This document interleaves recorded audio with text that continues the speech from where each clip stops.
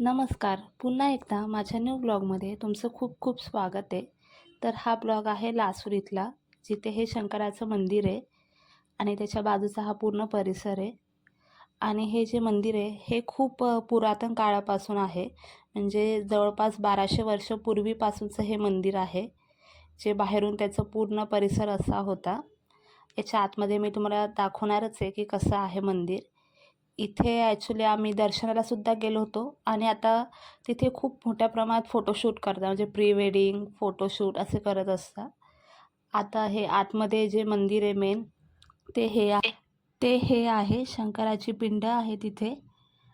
आणि त्यानंतर एका साईडला गणपतीची सुद्धा मूर्ती आहे, म्हणजे एक छोटं आपण देऊळच त्याला बोलूया, ते सुद्धा आहे.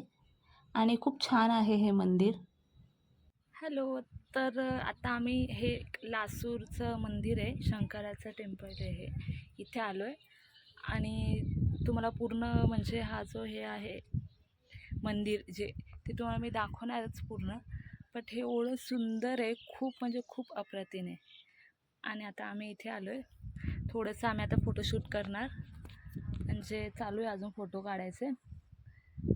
आणि मी काय वेअर केलं हे तुम्हाला दाखवते मी थोड्याच वेळात. असं आहे. आणि माझ्या समोरचा जो व्ह्यू आहे तो एकदम सुंदर आहे, जो तुम्हाला मी बॅक कॅमेराने दाखवते. हा जो पण काय व्ह्यू आहे तो तुम्हाला नक्कीच कॅमेरामध्ये एवढा क्लिअर दिसत नसेल, पण जे आपण स्वतः अनुभवतो तो खूप खूप सुंदर होता.